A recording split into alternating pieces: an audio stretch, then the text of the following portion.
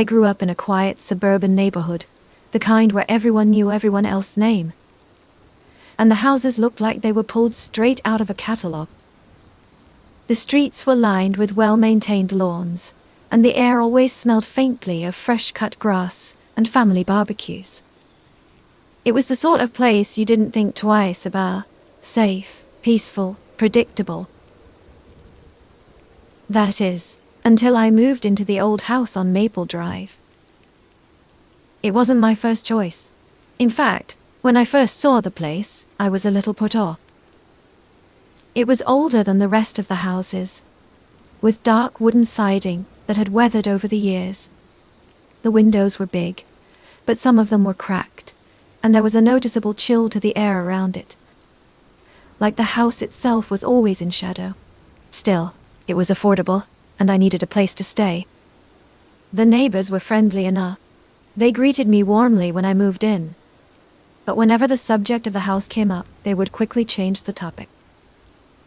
It was strange, but I chalked it up to small-town gossip. But as the weeks went by, things started to get strange. At night, I would hear soft sounds. Faint, distant knocking that came from the walls. It sounded like someone was gently tapping at the wood, just out of reach. At first, I assumed it was the house settling, or maybe the wind. But then it happened again, and again. I tried to ignore it, but it started to affect my sleep. The knocking wasn't the only sound I began to hear. There were whispers too, low, almost inaudible voices, like a conversation just beyond my hearing. Sometimes, I would catch glimpses of movement from the corner of my eye. Shadows that seemed to move. But when I turned to look, nothing was there. One evening, I decided to go for a walk around the neighborhood to clear my head. I passed the house on Maple Drive, the one I'd moved into, and saw something strange. The front door, which I had left locked, was slightly ajar. It wasn't wide open, just a small crack, as if someone had pushed it open without my knowing. I froze. My heart started to race.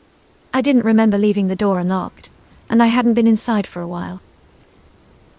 Something urged me to walk inside. I don't know why. I had no reason to believe anything was wrong. But I felt an overwhelming compulsion to go in. As soon as I stepped through the door, the temperature dropped. The air was thick, musty, and damp.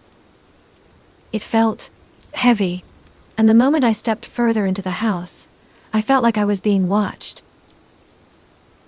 I turned on the lights, but the bulbs flickered, casting long shadows against the walls. The knocking was louder now, coming from behind the walls, as if something was trying to break through. I could hear the whispers too, close enough now that I could almost understand the words. It was then that I saw it.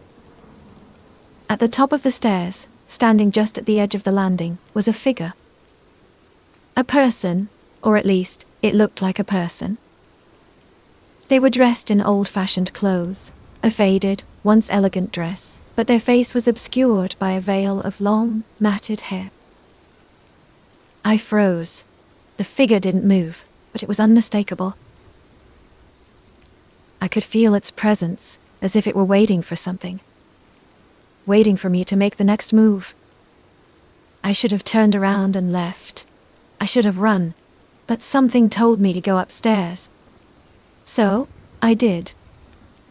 Each step felt like it took me deeper into the house, into the history it held.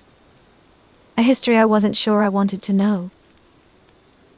The whispering grew louder, and I could hear the faintest sobbing, like a woman crying softly in the distance.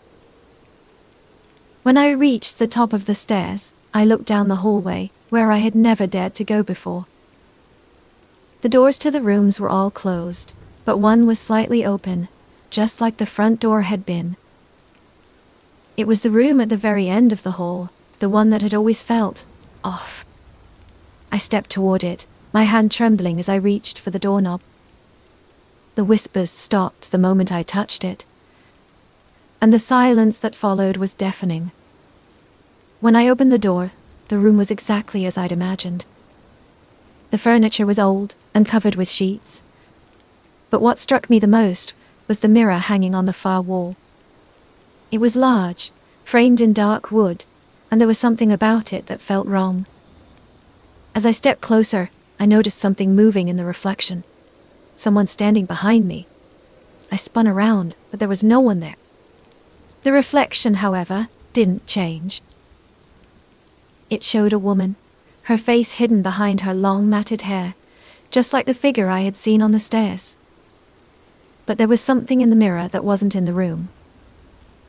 The woman's hands were pressed against the glass, her fingers twitching slightly, as though she were trying to reach out. I turned and ran. I didn't stop until I was outside. Breathing in the cool night air, my heart racing. I left the house that night and stayed with a friend for a few days. When I returned to the house on Maple Drive, everything seemed normal again. The door was locked. The knocking had stopped. The whispers were gone. But I couldn't shake the feeling that something had changed. The neighbors told me the house had been abandoned for years, because of strange events that had happened long ago.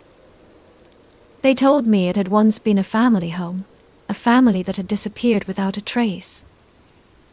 They said the house had a way of keeping people, keeping them trapped. I don't know what I saw in that house that night, but I do know this.